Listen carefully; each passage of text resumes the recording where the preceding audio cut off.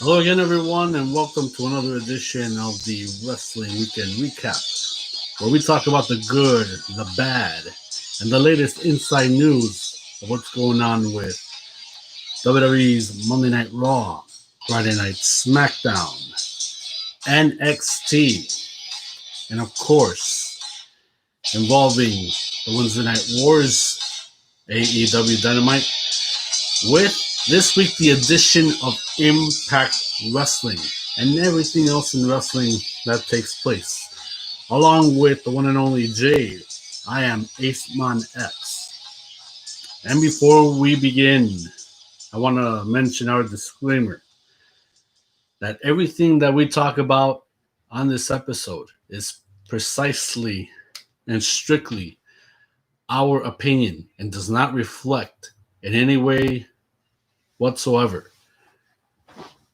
the platform that we're on or the wrestling companies that we talk about.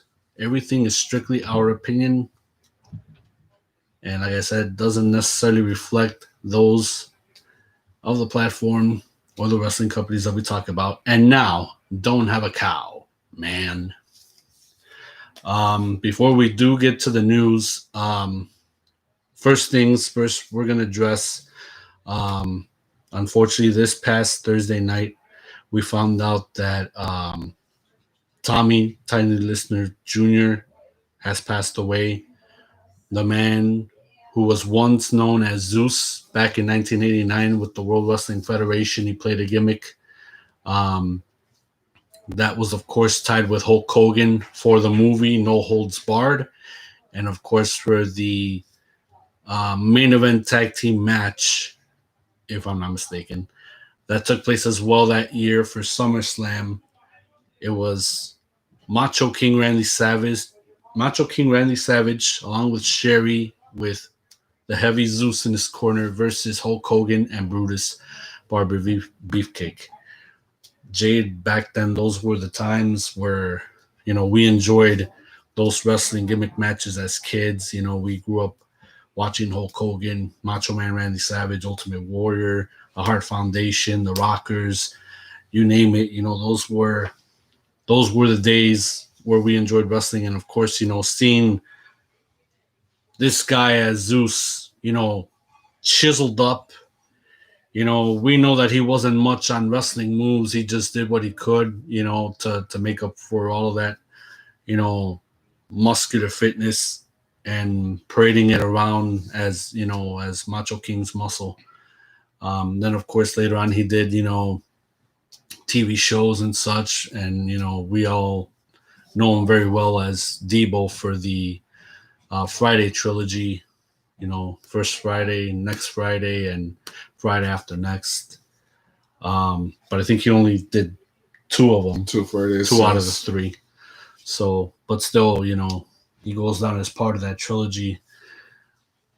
And it's unfortunate to hear that he passed away this past Thursday night at the age of 62. There wasn't a lot of detail as to what was the cause of his death.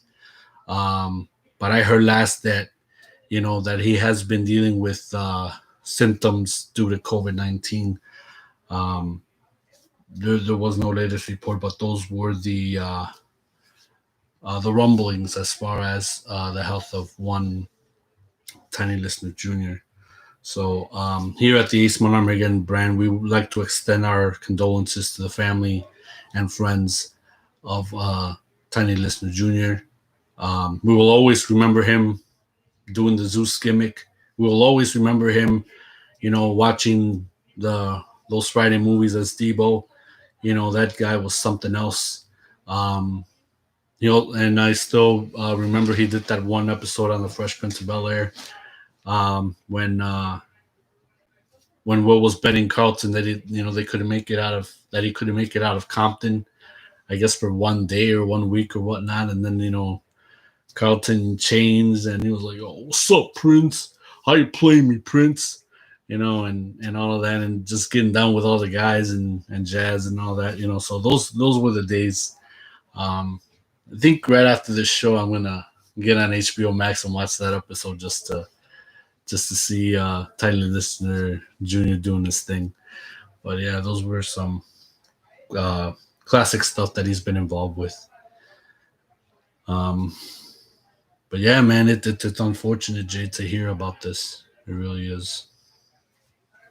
Yes, and before I want to address the the man who pretty much captivated the audiences, whether on film or on television, this man, Tiny Lister Jr. All I have to say is that we are already in the last uh, year of this 2020, and of course we all should take notice that the the coronavirus pandemic is pretty much reaching out, and like Isma mentioned, we don't know for sure if the passing of Tiny Lister Jr. was attributed to the coronavirus, but we'll find out. We'll get into, hopefully we will address that possibly next week, but nonetheless, here was this was a guy very intimidating. Once he once he was on No Holds Barred, played the characters, so it was instant chemistry with him and Hulk Hogan. Pretty much they pretty much told a good story in the Holds Barred. So pretty much WWE decided to capitalize on the chemistry. Say we could take a portion of the chemistry that took place in the movie and bring it into a storyline um, with Brutus the Barber Beefcake, with the Macho King, and pretty much pretty much put it all together. And when people saw how he carried himself in public away from the from filming sound stages and whatnot, uh, Tiny pretty much was a good guy. I mean, yeah, yes, he learned the hard way that being in front of a legitimate audience and pretty much being on camera is different. But from that experience, it helped open the doors for him. It got him the role of Debo in the Freddy series. It got him in that guest appearance with the Fresh Prince, and he pretty much talked to everybody because without No Holds Barred, it would not open the doors for Tiny Lister Jr.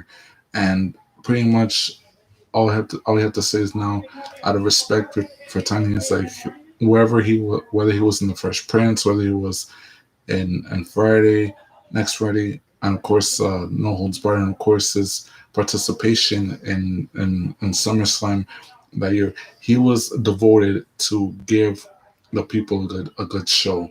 I mean, he was a guy who was devoted to entertain. So I just want to say we will appreciate the memories that he left us.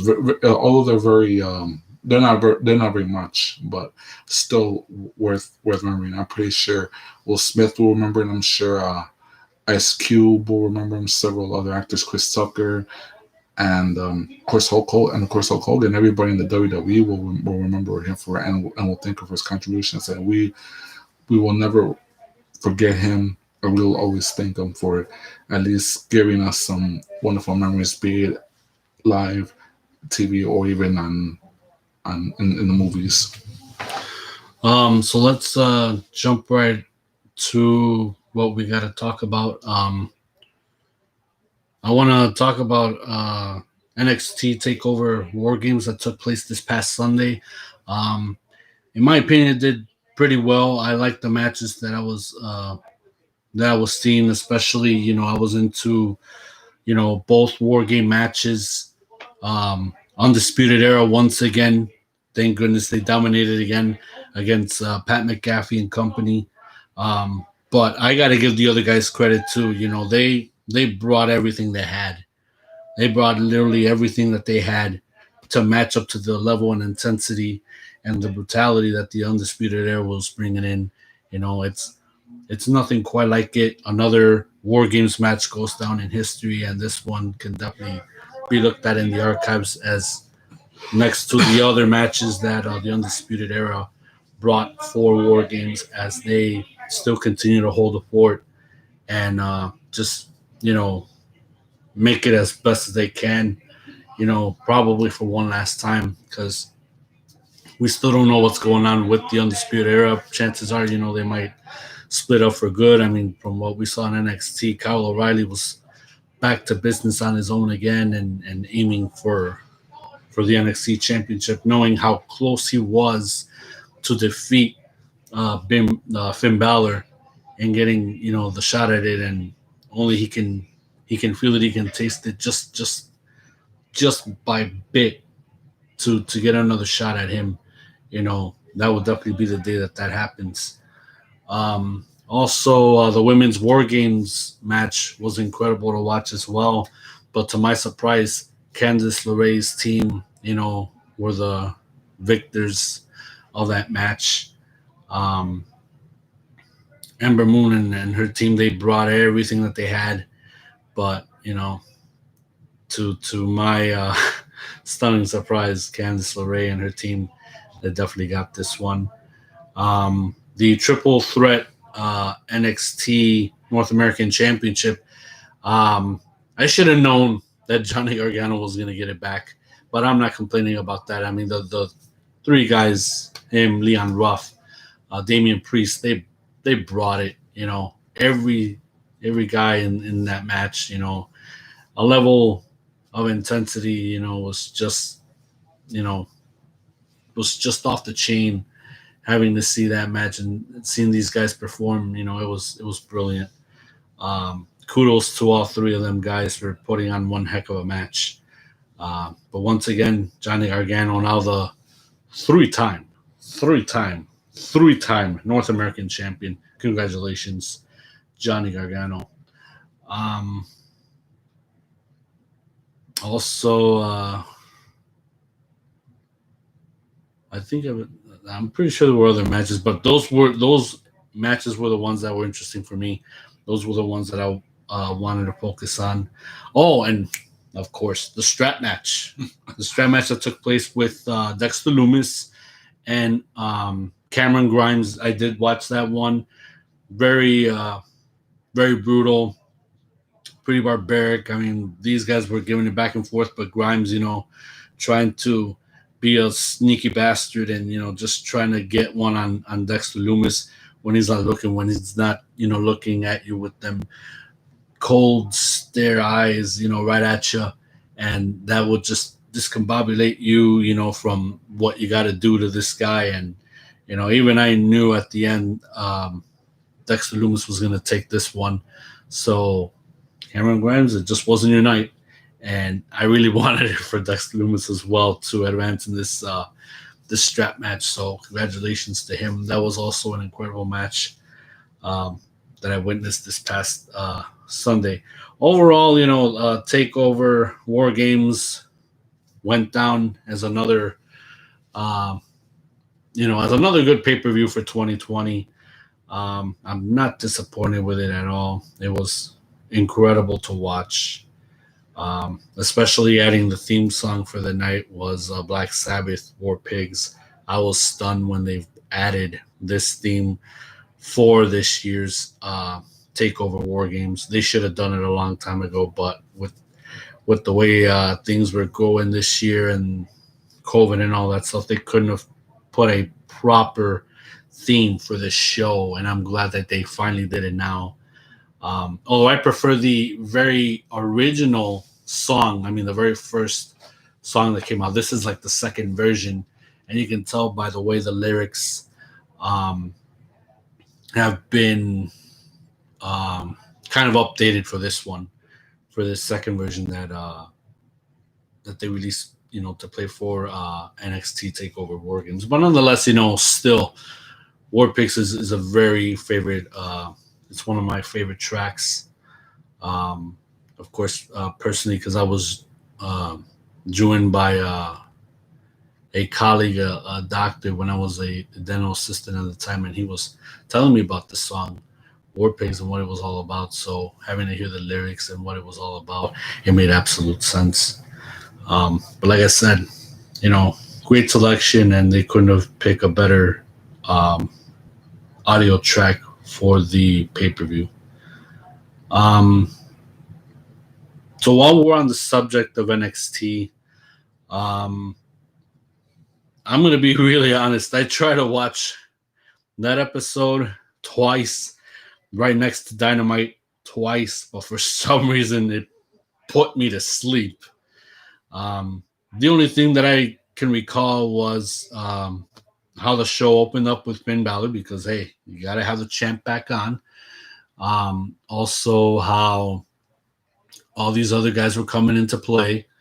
Kyle O'Reilly, Damian Priest, um, and also carrying Cross, well, in the form of Scarlett. And even Scarlett, my God, she looks stunning with that spike suit. It's like, whoa. Can't believe, she's out here sending a message. But yeah, so, that part was interesting. But I never got around to the one scene that you were talking about where something happened that involved Karrion Kross being out there and Scarlett leaving in the ride. Yeah, and that was what happened. I never got around to that scene. So what happened there? In that telecast. So what happened there? Yes. But before I address the situation, I just want to say I want to give my my 2 cents on last Sunday's War Games. I mean, the way how it was formulated. I mean, it was good. The matches were completely brutal. I mean, whether it was the War Games matches, whether it was the championship matches, the grudge matches themselves, like pretty much every wrestler, male, female, gave it all. Regardless of who emerged victorious, they pretty much put each other through torture, because evidently there were countless injuries, minor injuries, of course, not as major as like what we know for sure, but nonetheless, it was very well told. But here's one thing I do have to say: I cannot blame those at NXT feeling that way, because based on what transpired last week, it's like they feel like their backs are against the wall.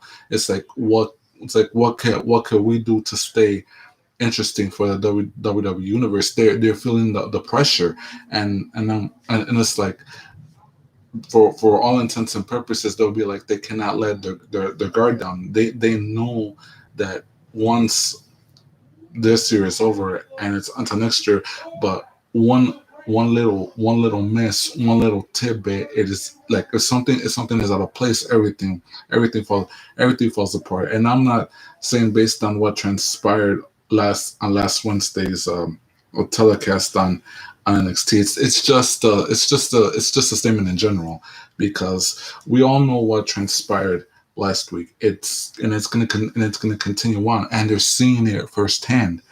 But if they're seeing what is transpiring, one thing for sure is like, okay, one thing is they cannot let their guard down. One thing for sure is that they have to involve whoever they want to involve within the roster.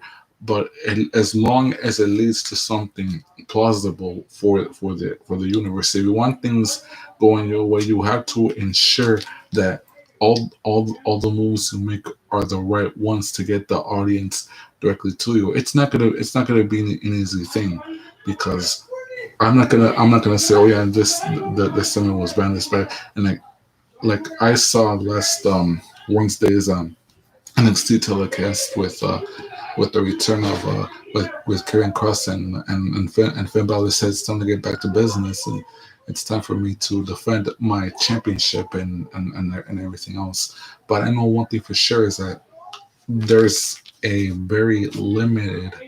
I'm gonna say not very limited, but there's a portion of that roster that's limited to use, and if they want to get back in the hunt, they have to utilize as much of that roster. Try to come up with some good television. That's the only thing they gotta do. Yeah, well, while we're on the subject of good television, and I know I'm jumping the gun way ahead when I'm still supposed to be talking about NXT, but what took place this past Tuesday, it was absolutely pathetic, Jade. It really was.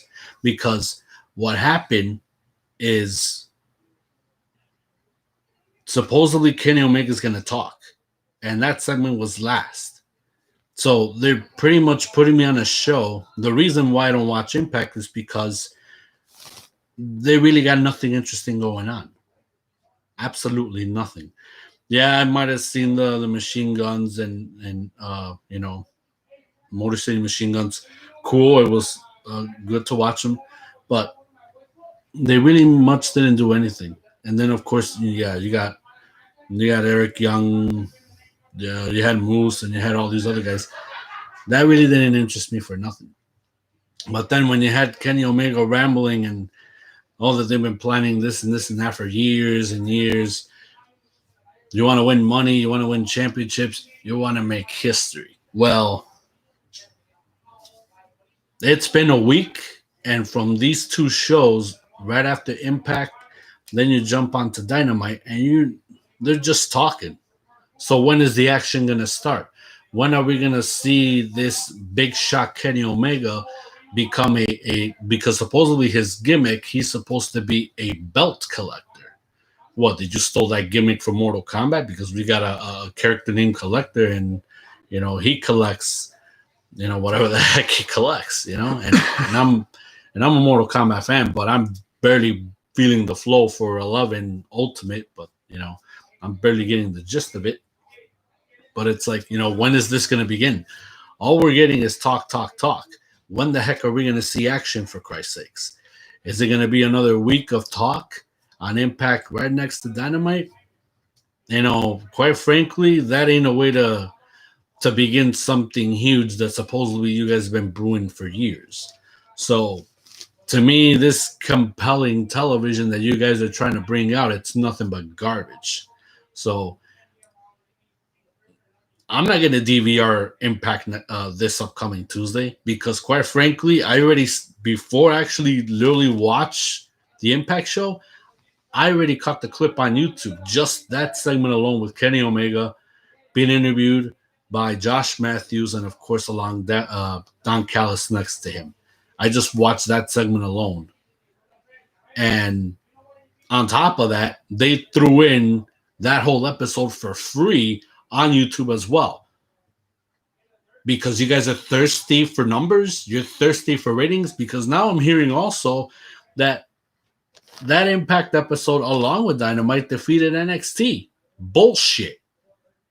Like, Impact's going to get back in the game to gain viewers. Okay. So, like I said, it's really not drawing me anything because I'm not seeing any action. But then again, an explosion can be in the works. Now I'm already seeing through the feed here. Supposedly tonight was Final Resolution for Impact. Yeah. Yes. I'm seeing that a reunion took place between Kenny Omega and one Carl Anderson. Yeah, so I'm going to catch that clip once we're off the air, because if they're going to do, I think, what they're going to do, maybe a temporary alliance or something, then maybe we got something in the works here. Maybe all of this is going to be something good to concoct, and while we're anxious, or at least while I'm anxious to see some action, maybe they're trying to set this tone right so that the bubble can burst and we got something explosive here that we will witness before our eyes. So I'm counting on that, because I don't want to give up on this, gimmick freely. But already people that were Kenny Omega fans are absolute haters of this guy now. So in the beginning, I never even knew who Kenny Omega was. And I'm talking about 5-6 years ago, when Bullet Club was already, huge. It already became a household name worldwide. And, surprisingly, Bullet Club is still on the go, but they're already passe, in my opinion. So, Bullet Club has come and gone. They're still going on, okay, but that doesn't get me to still watch them to this day. I'm sorry, guys. I know I know they still got Gorillas of Destiny going. I know they still got Bad Luck Fale. The OGs are still around. But when the heck are they gonna die? Because they're already going beyond the timeline of the NWO. I know I'm comparing them and all that, but there's got to be an end to all of this, but how Japan is working, and I'm talking about New Japan Pro Wrestling. They're obviously working through factions, and factions can only last for so long. There's still some that have come and gone, but Bullet Clubs is still going on strong because now you got these other guys that are backstabbing one another just to be a part of the club. The last one that I seen was obviously Evil, who left LIJ to join Bullet Club. So how many more are you going to add to that roster? And that's kind of a trip. But, for me, I just lost interest in the Bullet Club once, unfortunately, the Elite was no longer a part of the faction. And, of course, they spun AEW because of it and went on to work in the States and out of Japan for good. But that's that. So that's my take on what's, my opinion of what took place this past Tuesday and Wednesday. So hopefully for the Omega gimmick, we get to see something good boiling, and hopefully we see some action pronto. But if they're really cooking up something, hope it's something that we as wrestling fans can really grip onto and say, okay, now we got something to really watch. Right now, it's just whatever's in the pot and see what boils over. That's pretty much all that's going on right now, in my opinion. Well, I have to say, since last Wednesday, when during that championship match, when Kenny attained victory over Jon Moxley to become the new AEW World Champion, thanks to the help of Don Callis and yeah, like you mentioned, pretty much is like, yeah, they're talking about how they'll take over. But here's what I want to see, and I sort of agree with you. It's like you pretty much had an outsider from Impact Wrestling to AEW, but pretty much what I want to see more than just a suit is like you pretty much got a champion from AEW on Impact Wrestling, and pretty much when it's like you go back to the concept of if you know the concept, it goes back to the Ishigo concept of what led to the creation of the NWO in 1996, because All Japan Wrestling invaded New Japan just to see who pretty much spread themselves, because that's where the NWO concept was created from the Japanese invasion. But for me as a fan, it's like the only way I would buy into this angle. Say I don't want to see so much Kenny Omega. Say we got Kenny Omega on Impact Wrestling representing AEW, but the only way you can say we can get Impact wrestlers on AEW Dynamite to say why is this guy invading us? It's like we're supposed to defend our brand, and that's pretty much you can create good television on both sides. And pretty much here's what I'm thinking: who from whether baby faces or heels on Impact Wrestling could possibly appear? I'm thinking the Machine Guns. Yes, would definitely be the team that can cross over AEW because the Motor City Machine Guns, hands down, one of the best tag teams I've ever seen since the TNA days, and I got to see how those two came together, how they were a kick-ass machine tag team, and how they're still rolling with the ball even today. And I'm surprised that they got back together since Ring of Honor, I think a couple of years ago, and they're still a team back home where they were first put together in Impact Wrestling now, but formerly TNA. Yes, and of course, before leaving Impact for AEW, Brian Cage had a program with Moose. Now, here's the thing: Moose is the self-proclaimed TNA champion. Brian Cage is the self-proclaimed FTW champion because of Taz. But pretty much is like, I would like to say who's the more badass of the two. Like, I would like to see Moose go to AEW, confront Brian Cage again, and select like the FTW title, like that's more potatoes. The TNA title, the TNA title matters more. And you talk about women, no. Before you do, have they even had a history? Yes, Brian Cage and Moose. Yes, they did. This would kind of like be a rehashing of an old rivalry that they had, but in the times of now, to see who has really sprung out of the two, who's really on their toes right now, right? Who's really the who's ready to break out as a superstar Right. in the industry right now. And pretty much we talk about how the AEW women's wrestling needs a boost. And pretty much if there's anyone I feel that could represent Impact and at the same time boost her stock and give a run to the current AEW roster.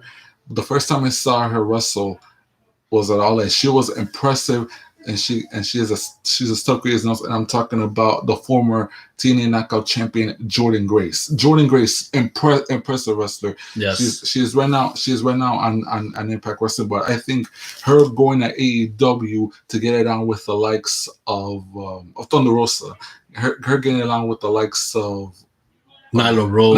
Nyla Rose, Red Velvet, and among this, and most importantly, when she is face to face with the current AEW champion Hikaru Shida, you can create magic, and that's the thing, because no matter who you got on the Impact roster right now, it's like the only way I would buy into this, other than Kenny switching back and forth, I would like to see some of the Impact wrestlers cross over that Dynamite and say like, oh yeah, what makes you so tough? Eric Young is very psychotic in his own way. Yes, especially nowadays.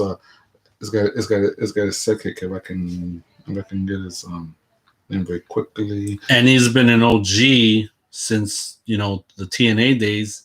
He's already had a stint in NXT as part of that one group.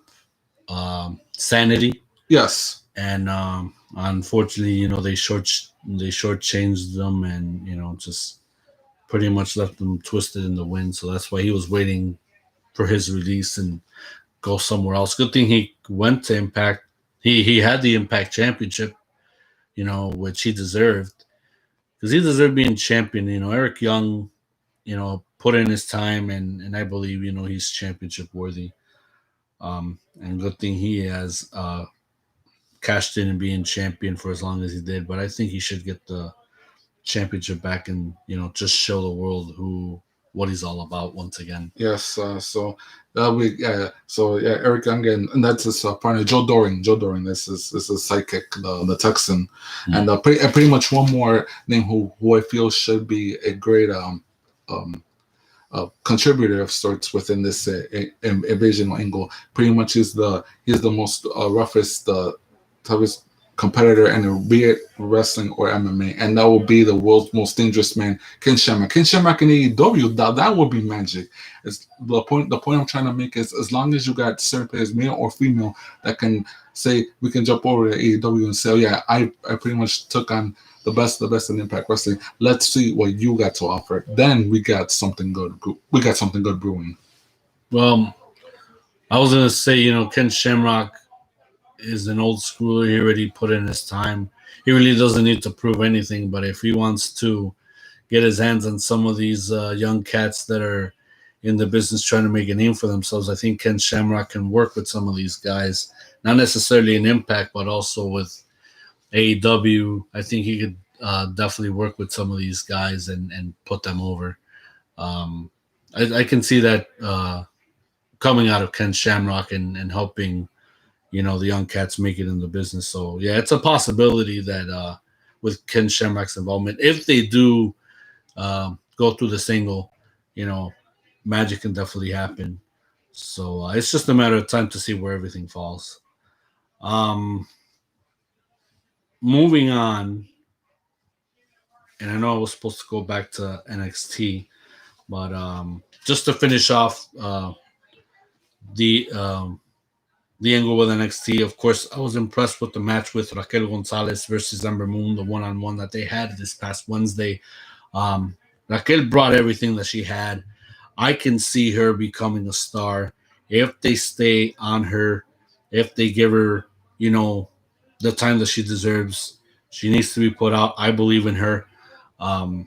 It's just a matter of making it happen. And her rivalry with Ember Moon, I think we got something going there. It's just a matter of just, adding more to the dramatic and making the matches even more enticing, so to speak, because, Raquel Gonzalez, obviously she's taller than me. I'm only 5'11". She's got to be like 6'2", 6'3". You know, cute chick, by the way. You know, Texan, obviously. Um, but you know, there's something about this girl that I feel that she can become a potential star. It's just a matter of, you know, giving her the TV time, showcasing what she's all about. As this, you know, this tall um, mastodon of a woman to take on all these girls, and just, you know, giving her the time that she needs to become this star um, in NXT as well. So that's all I got to say for that. Yeah, incredible match. Ember Moon, Raquel Gonzalez. Hopefully to see more of that coming up this upcoming week.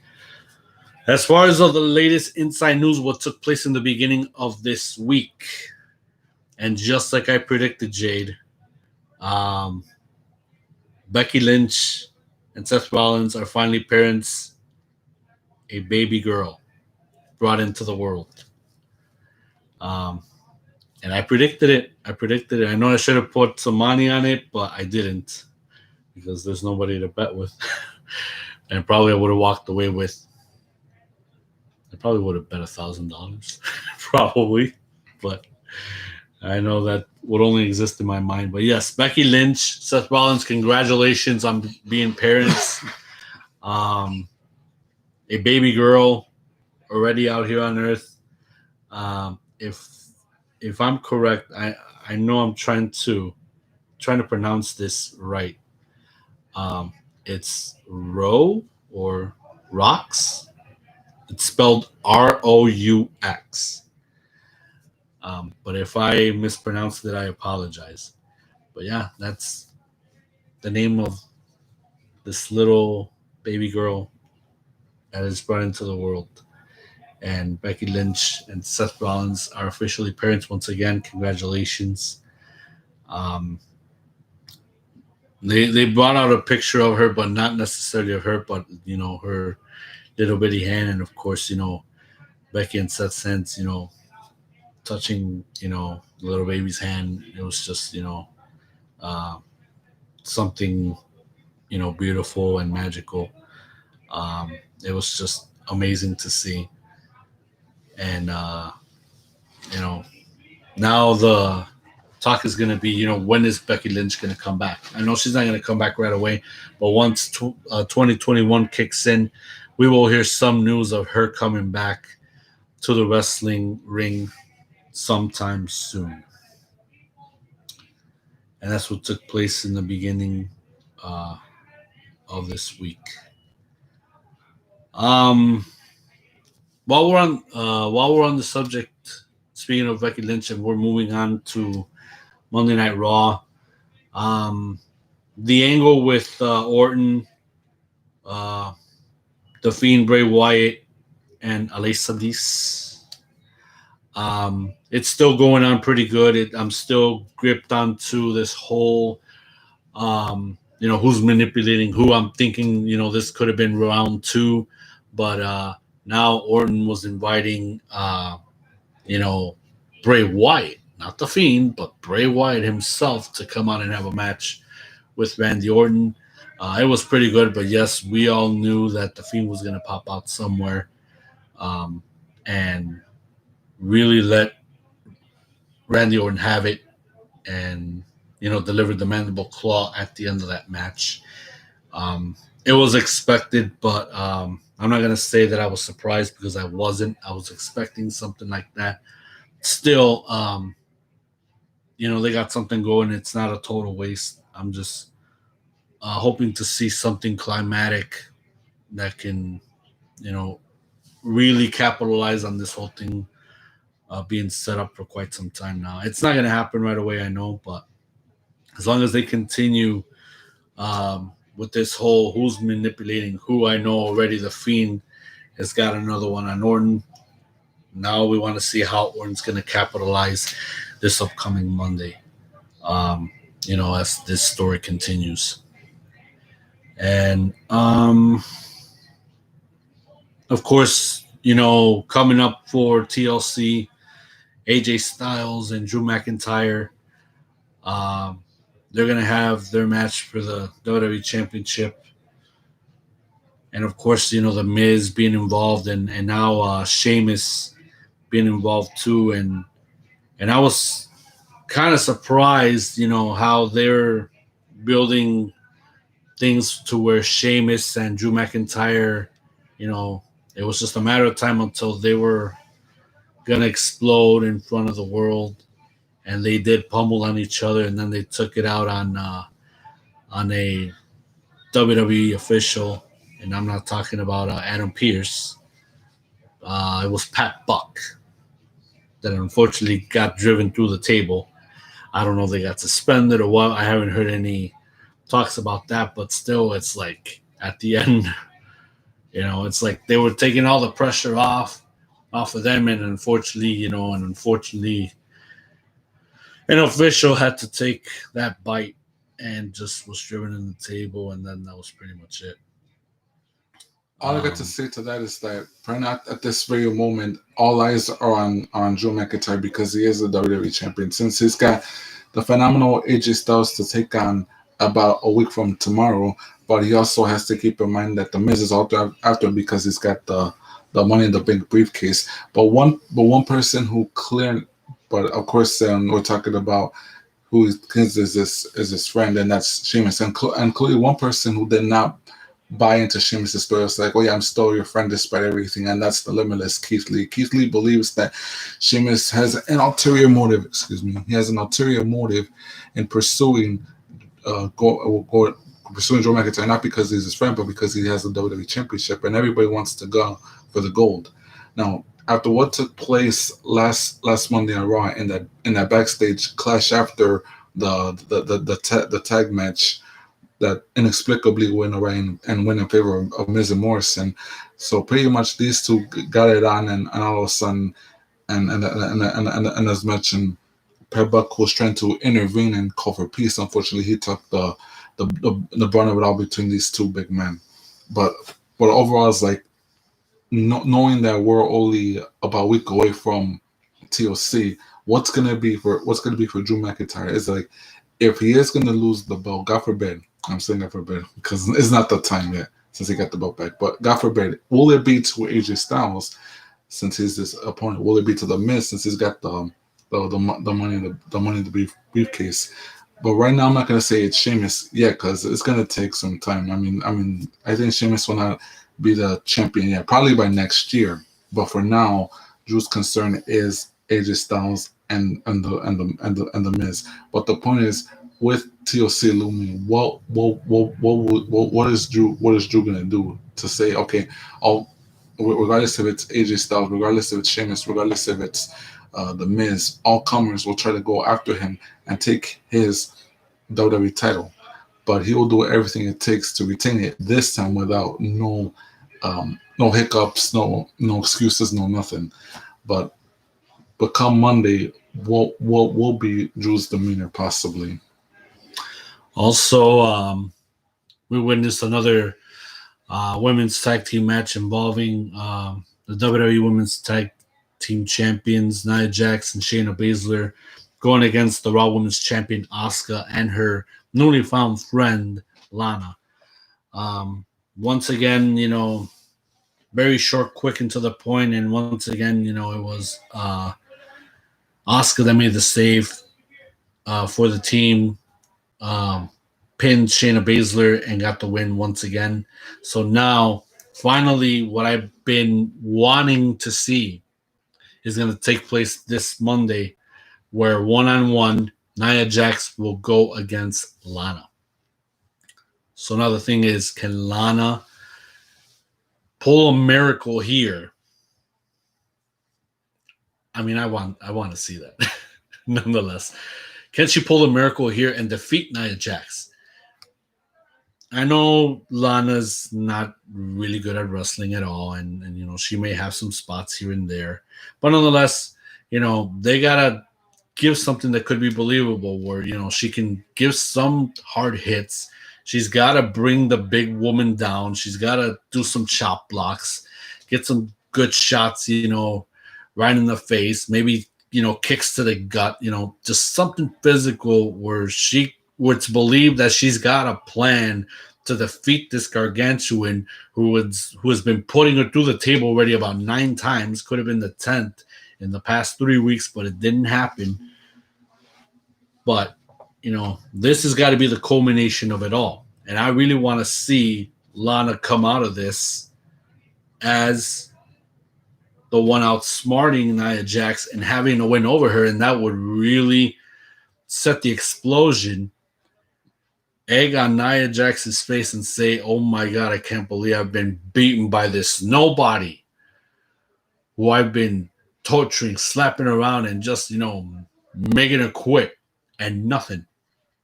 Only for me to, Jesus, already it's in the history books that she's got a win over me." That type of feel, that type of a challenge that she's got before her, and knowing that she's got to get it done and that she's got to get a win and defeat Nia Jax at all cost.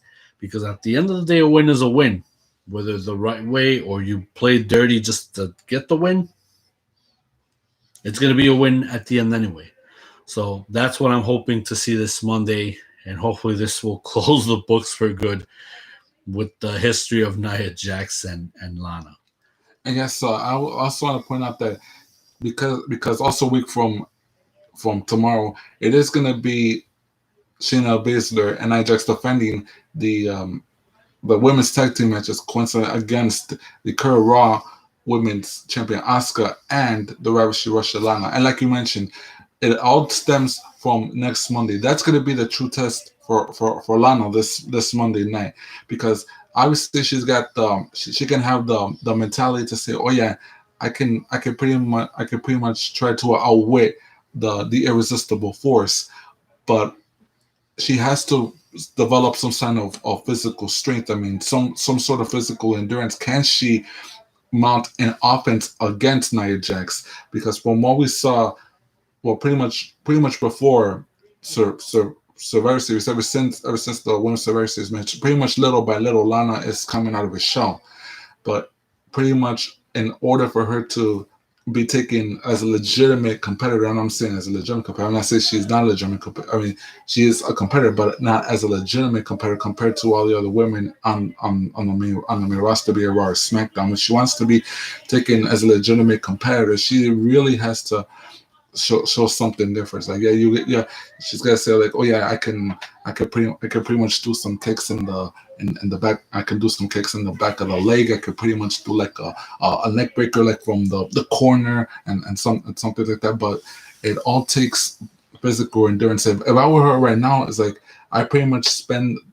I would pretty much spend the full week, even this week, in any way, shape, or form, to try to withstand a certain level of punishment, because that's what Nia Jax is gonna do to her come Monday, and probably she'll make sure to say, "Oh yeah, I'll put Lana through such torture she won't make it in one piece for the women's tag match at TLC."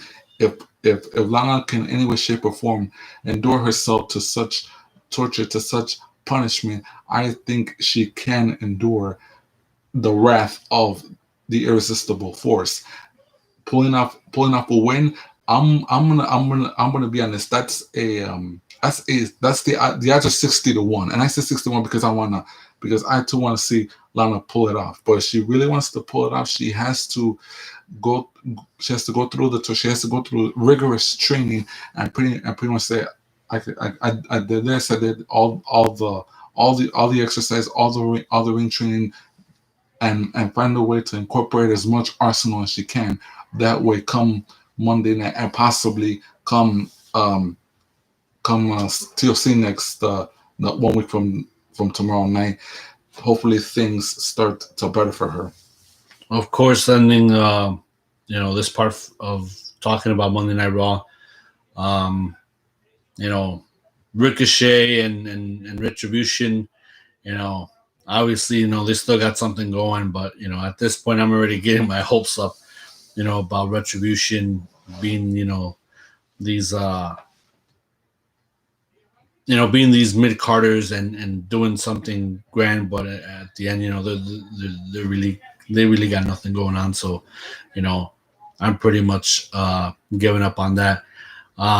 Cedric Alexander for the Hurt Business, he's given a lot of attitude, challenging guys, and obviously he's turning the volume way up.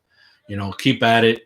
I forgot who he challenged this past Monday, but obviously Cedric Alexander, he's his head is in the game. Hopefully keep him that way because got something cooking with Cedric Alexander. I think he might be the outburst of the Hurt Business to be clear, because even the other guys are already seeing Cedric Alexander like if he's full of himself for some reason. So we got something cooking here, but keep it at its pace because it's only a matter of time before that's going to combust. Let's jump right into SmackDown. We did watch it this past Friday. The angle with Roman Reigns is still going good. I love what I saw. Pretty much where Kevin Owens was coming out. Jay wanted to know if everything was good with him and Roman after that beatdown that he suffered from Roman the previous week. He wanted to take care of Kevin Owens once again. He did, but once again, Kevin Owens was just too much and started whacking him again with the steel chair. And that led to Roman Reigns coming out. But now we got to see Paul Heyman being blah, blah, blah, blah, this and that, this and that. And, pretty much be the guy that he has to be. So it's like everything is on your time, not on his. So let's just leave. They left. Of course, that made Owens hobble. I think he got hurt in the process, when it was him and Jey Uso. He was hobbling all the way with the steel chair in the back. And he got baited. He got baited by Roman Reigns. And sadistically, and as sick as he was with that look on his face, he was looking at the camera, telling Owens, his wife, his kids, pretty much his family in general, that if he keeps this up, then, the food's going to be gone from his table and da-da-da-da, and just whack the hell out of Kevin Owens. So all of that was done very masterfully. Keep that going, guys. He's still got something good right there with that story. I've been hooked on it, and, it's only going to get more juicy coming up this Friday, leading, of course, towards their match with TLC. Yes, Roman Reigns and Kevin Owens for the Universal Championship. Besides that, we saw something good also with Chad Gable and Otis as they took on Robert Roode and Dolph Ziggler. No, it was shoot me. Yes. I'm like half asleep still. No, they who did Roode and Ziggler face off? I don't remember either. No, I don't remember. Double shoot. Okay, so then who did Otis and Chad Gable went against? Cesaro. Oh, Cesaro and Nakamura. Yes, that's right. Because here's another thing. Cesaro and Gable, I think that would be a phenomenal singles match because even in the middle, not even in the middle, but already in the beginning of the match, we saw that Gable and Cesaro, they were showing their stuff as in-ring technicians, how, their backgrounds speak for themselves. Chad Gable being, I believe he was an Olympic wrestler, All-American or whatever his stats were. It showed. Cesaro, obviously, he's just about as good as the same as on the caliber of Chad Gable. I believe that just putting them on a one-on-one match, if they do it this Friday, I think we're good. If no interference or whatever, I think we would have a really good wrestling match with just them two going one-on-one. Because just having to witness that in the middle of this tag team match, I think all of the crap that took place would have been avoided. It wouldn't even been booked.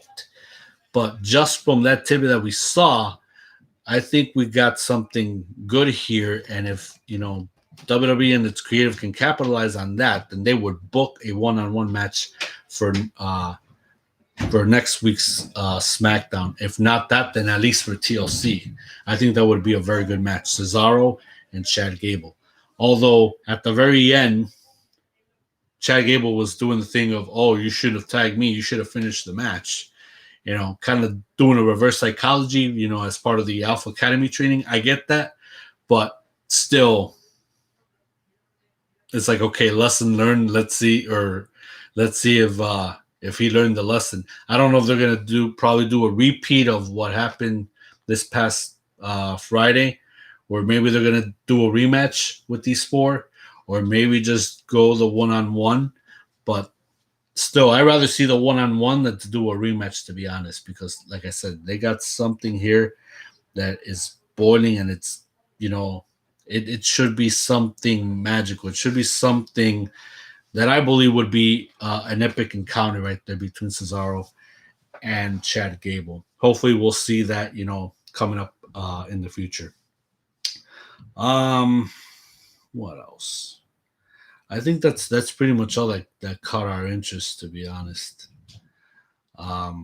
As far as SmackDown is concerned, because I really want to jump in to what took place on Dynamite. And like I said, I know I've been asleep for a portion of that show.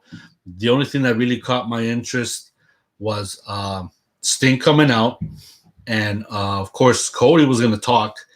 But then once Sting came out, Arn Anderson spoke his piece, said, I wanted to be this close to you because I wanted to know for sure if this was real. And obviously, it was like a flashback of Nitro, to be honest. Seeing Tony Schiavone, Arn Anderson, Sting. It's like if you would watch them in 95, 96 or whatever, it was like a really heavy nostalgia for me, seeing these guys already after 18, 19, 20 years later. But still, it was like a heavy nostalgia for me as a fan. And then, of course, as chummy and as cheesy as it was, having to for Sting to ask Tony to bellow out, "It's Sting!" That just took me back to when Sting was having this rivalry with Hollywood Hulk Hogan back, during the NWO days, and Sting as the Crow Sting. That will always be my favorite timeline in wrestling, when I decided to stop watching WWF at that point and started watching WCW Nitro, because they had just something brilliant right there with the NWO and Sting turning that dark corner and becoming the Crow Sting. Best TV that I've ever seen in my life as a wrestling fan, my opinion. But back to this. Yeah, now Sting kind of stating the groundwork that he's in AEW, full time with a multi-year contract, stating that it feels like the same jungle, almost the same animals, but there's a lot of familiarity. And he was looking up at the one and only Darby Allin, the All Elite Wrestling Turner Network Television Champion. Thank you. Hanging from the top of the building, like around the seats, not literally the rafters, but around that top part, and just poking fun at Cody when Cody said "Welcome back," and then of course Sting, very in a way like very bold but very cold at the same time, stating I'm not here for you, kid. I'm not here for you, Cody. And then of course he mysteriously, he don't want to lay out his plans, because that's the way Sting is. And having those mysterious roots, stating the one thing that's for sure about Sting is nothing's for sure. And of course, see you around, kid. Yes, so that brought a little bit of that mystique back into Sting, and of course keeping quiet of what the heck he's gonna do in AEW as the weeks come to follow. Yes, and I just want to point out that yes, Sting's debut last Wednesday in AEW pretty much rocked the industry as we all know it. And of course, last Wednesday when he said it's like he feels like it feels to be back in the jungle, and you pretty much mentioned all those tidbits of Cody and Darby and everything, and then well, pretty much what I saw, not what I saw then the moment, but what I saw afterwards, like again, there's a rehashing of a hostile storyline, because once after that time, Taz pretty much said like, oh yeah, Sting is back. He makes me want to barf. It's like that's why I got my guys. That's why he's got the powerhouse Will Hobbs. That's why he's got Ricky Starks. That's why he's got Brian Cage. And his sole goal is like for Sting. I mean, not for Sting, but for Taz, along with Starks, along with Hobbs, along with Cage, is to take over AEW in any way, shape, or form. And pretty much the question on not so much on our fans' minds, on my mind is, will Sting be there potentially as an obstacle to Taz's plans? Because, like I said, there's some professional, not say personal, professional hostility. Again, clash of philosophies and everything. But the question is like, I mean, we may not see much from Sting. That's because, but in the coming weeks, months, probably. I mean, what will be Sting's role? Will it be against Taz? Will it be against anybody else?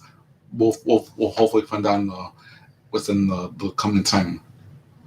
Yes. Also, I want to address the one thing that I didn't like seeing: the angle involving Brandy Rhodes and the debut of Shaquille O'Neal in AEW Dynamite. I didn't cut the clip when I was watching on DVR. I actually watched the clip on YouTube itself. Supposedly, what it was all about was about, we witnessed Jade Cargill. If I mispronounced her name, I apologize. We witnessed her, I believe that was like 4 weeks ago? Yes. 5 weeks ago or so. Coming in, talking to Cody, talking trash, and then I got Brandy fired up, and she shows up, wants to throw down. And then the week after that, then you got all these heel chicks blocking the way while Jade Cargill, pretty much has the chair in position with Brandy's arm, stomped on it, and there goes the arm. Because now it's weeks later, and we witnessed Brandy, having to nurse the arm and all of that. So in the beginning, yeah, they were talking about respect and da-da-da, but then, of course, Shaq kind of egged Brandy a little bit. And then, of course, that got her hostile and saying, oh, if anybody messed with my family and my husband, then, of course, you're going to see me at my worst and da-da-da. And then, of course, Shaq said something to pretty much drive under the skin of Brandy Rhodes that got her so fired up that she grabbed Tony Schiavone's cup of water, and just splashed it all over Shaq. And I believe, if I'm not mistaken, called her a arrogant asshole or something like that. I'm like, I'm not impressed at all. This angle kind of stunk, and I think bringing in Shaq, they could have done so much better, because this wasn't the way to do it. I think they could have done something better, but I just did not like it at all how all of this was approached. Frankly, from when I saw that segment with Tony Schiavone interviewing Brandy as well as Shaq, it's like you're pretty much seeing two cordial people talking about each other, and Brandy tried to address Shaq as like, are you privy to what Jade is doing to me, like the injury she caused to my wrist? And pretty much Shaq said no, like that. And then from there, like you mentioned, all of a sudden the courtcy of sorts flew out the window. But from what I take on that time, and this is just my opinion only, when when Shaq said that I'm gonna for some inexplicable reasons it's a nasty remark towards Brandy. To me, it's an implication of sorts that that that for all that he's pretty much saying like, yeah, like I'm in AEW, but Shaq's saying I'm more of a WWE guy. He looks at AEW as a nothing happening brand and whatnot. He's like for the record, he's not acting on behalf of WWE. It could have looked that way, but that's his way. That's his way of saying. I don't want to. It's like saying I'll be here, but quite frankly, you guys are just you guys are just second rate and whatnot, and pretty much I don't blame Brandy for being incensed at Shaq, but like I mentioned before, from this instance, the involvement with Impact with Impact Wrestling, anything that is manifesting, could something big, drastic, an explosion can manifest ever since like going back to the days of the Monday Night War since 95 to 2001. Are we going to see another get down between WWE and AEW? Pretty much it's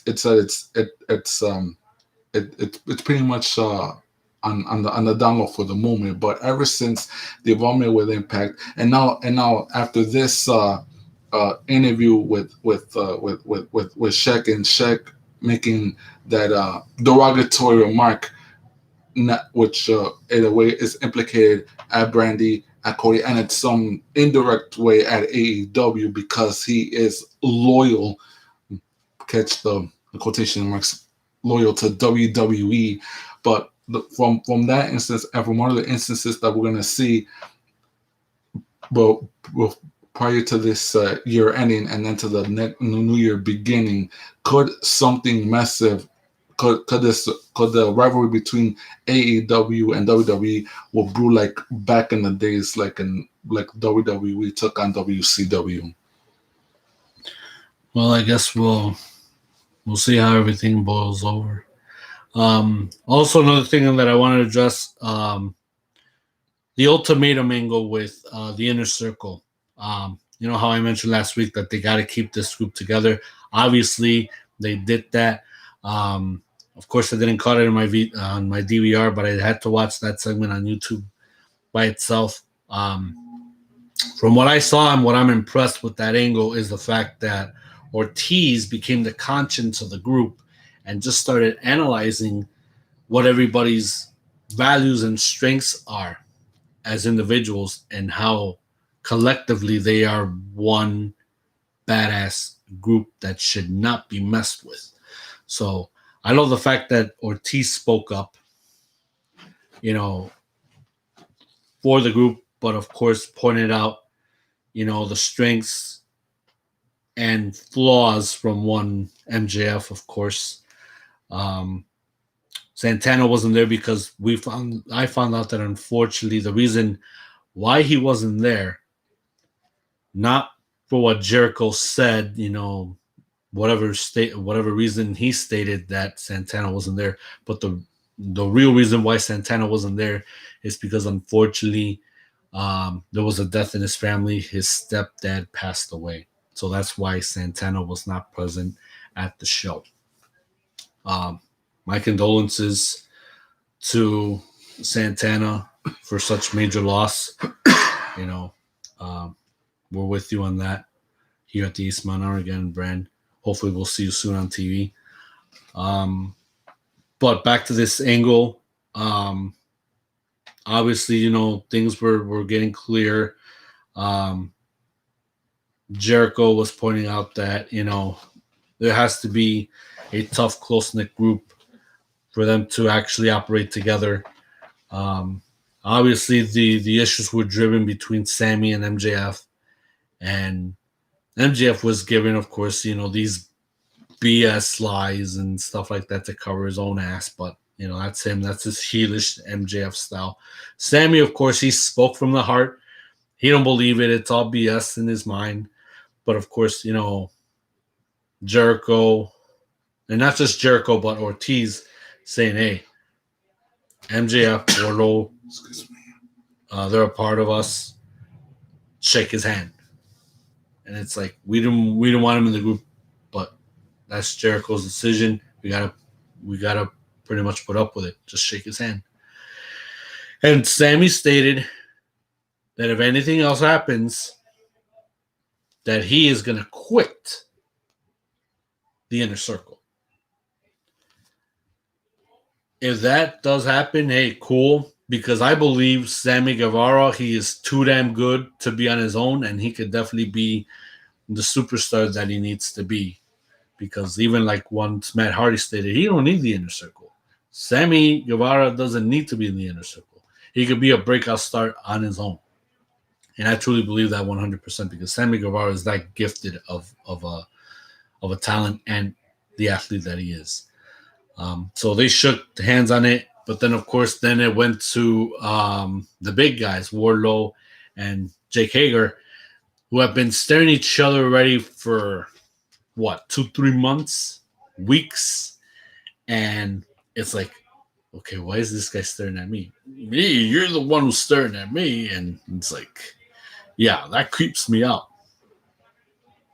Just stop staring at each other.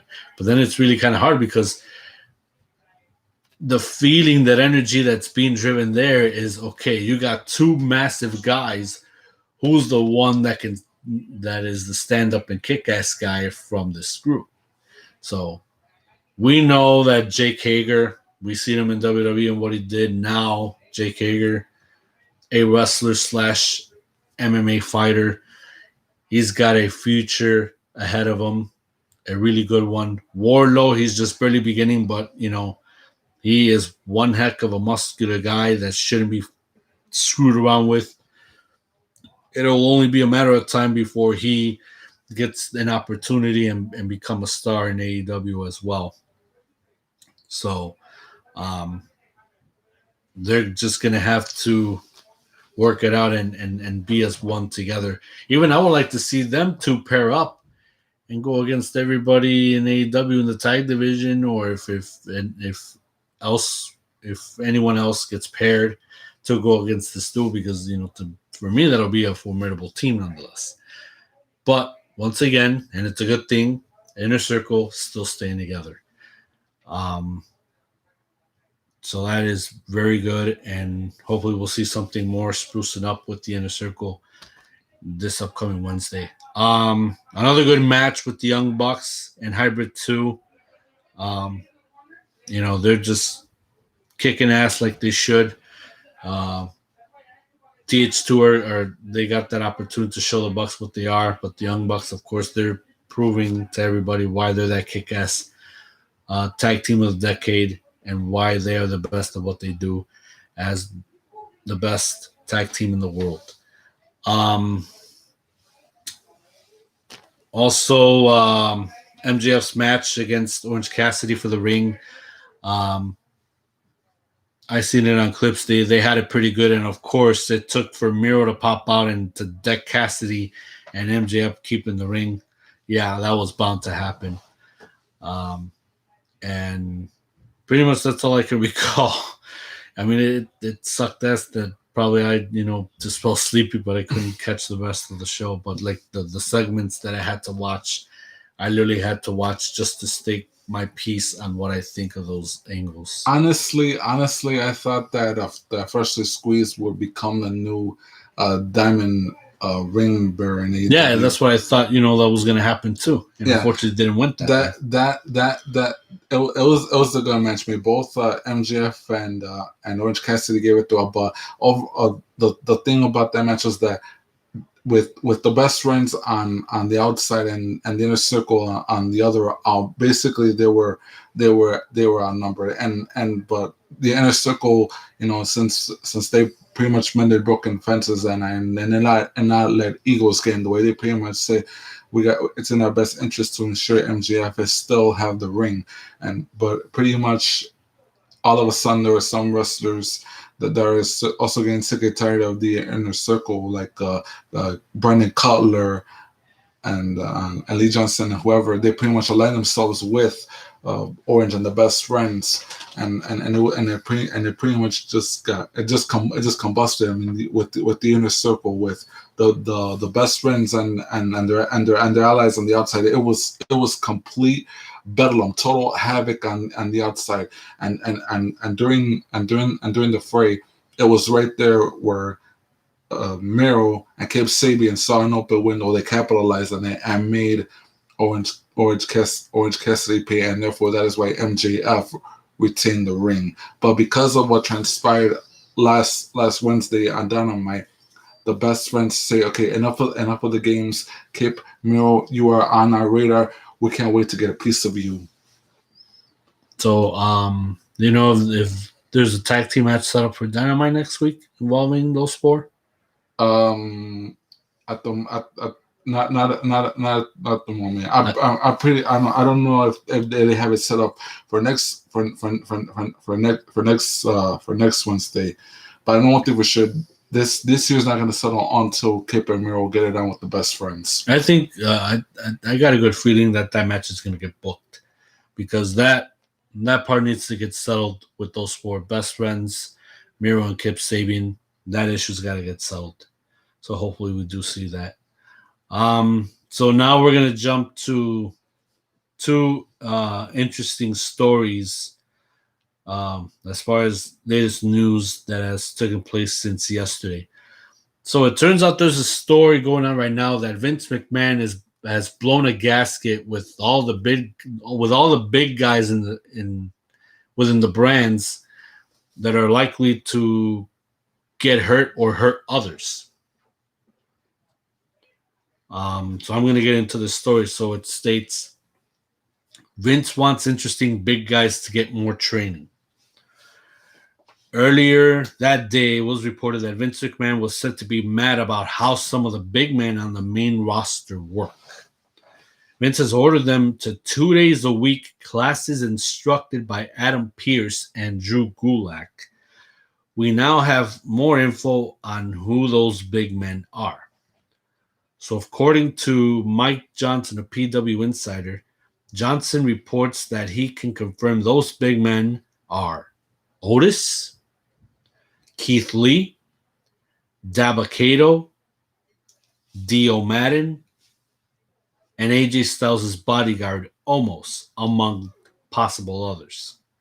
The report goes on to state that those working the new classes are said to be doing so on Tuesdays and Thursdays to refine their talents.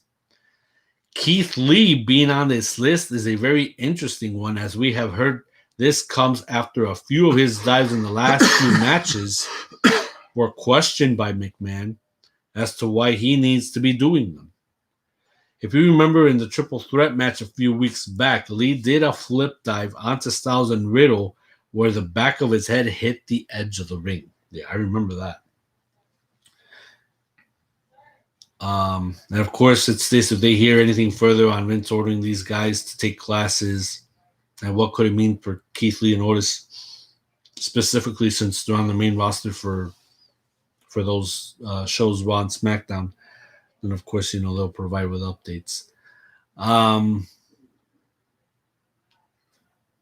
this is, as far as the big guys are concerned, it ain't nothing like back in the days, like, when Undertaker and Kevin Nash and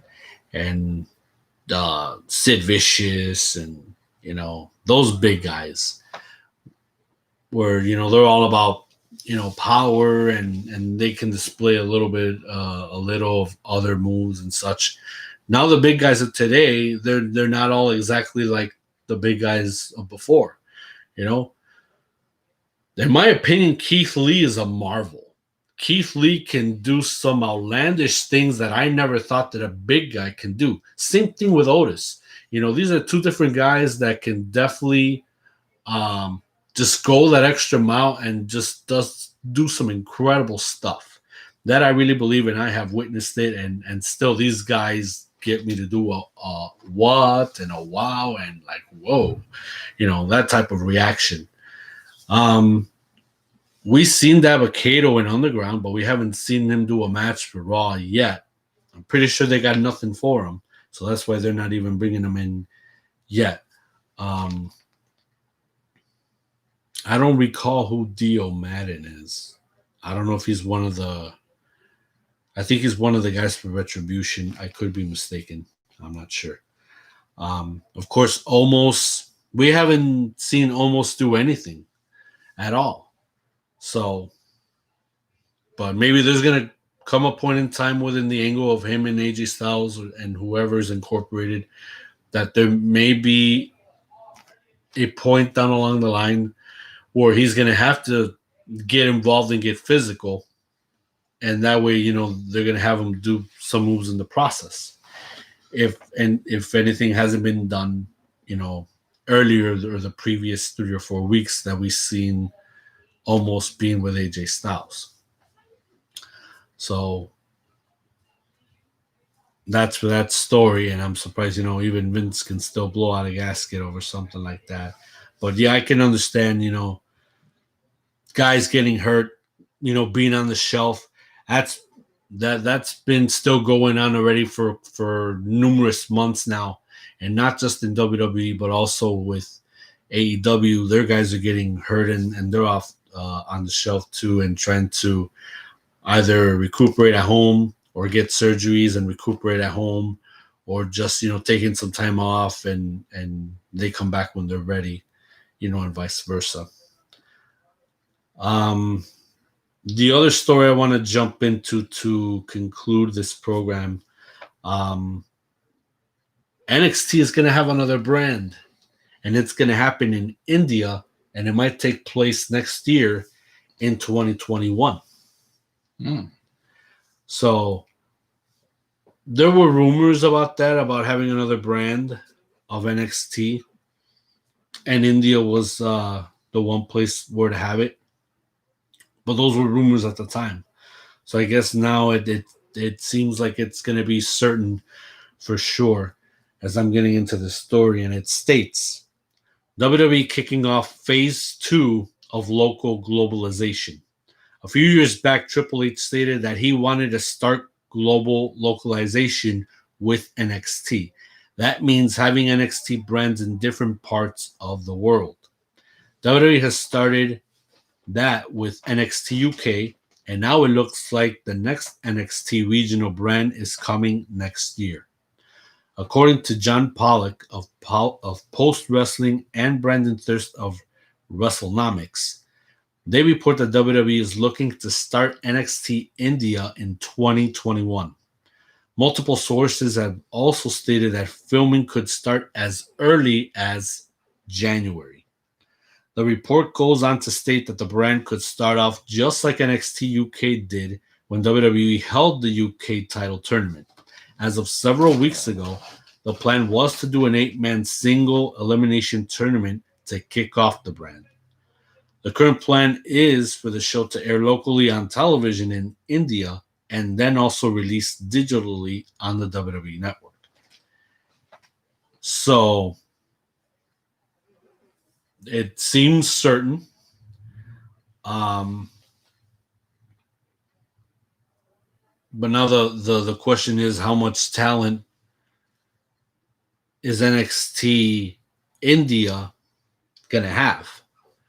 Because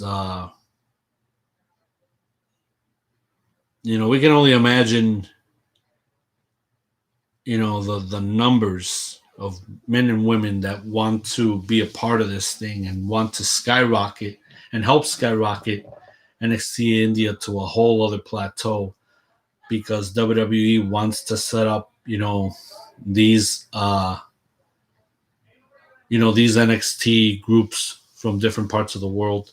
I think it's a cool idea, but you got to have the right people that are willing to give their heart and soul for this opportunity, for them to shine, for them to prove to the world that they belong on a huge stage, especially in their homeland.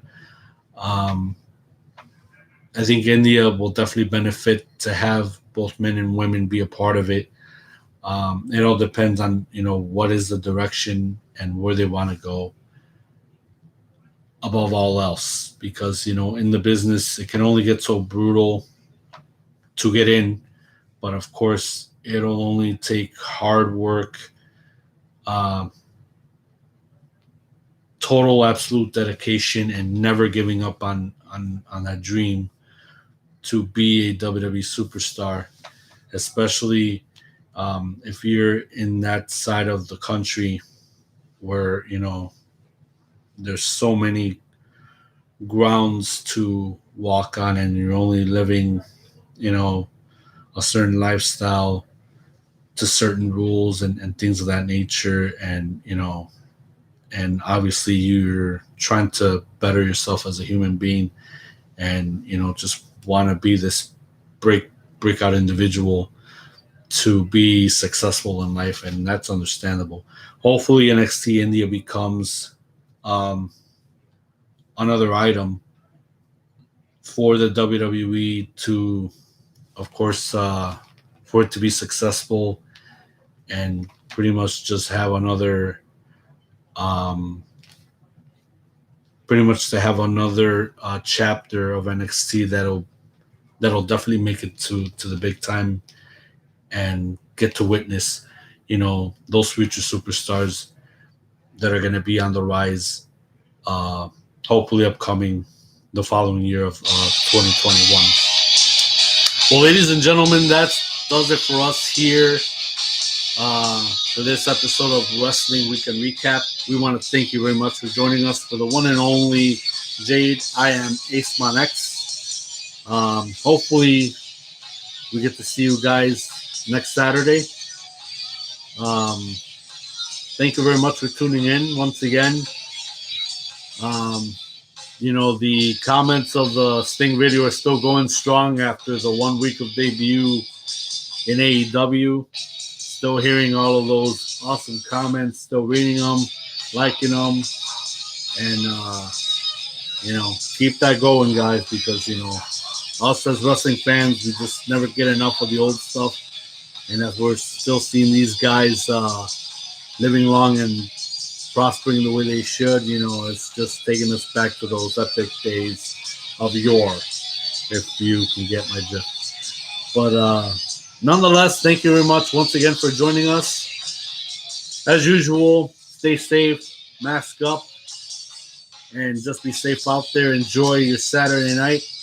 Peace and love worldwide. Thank you very much for joining us. We'll see you next week.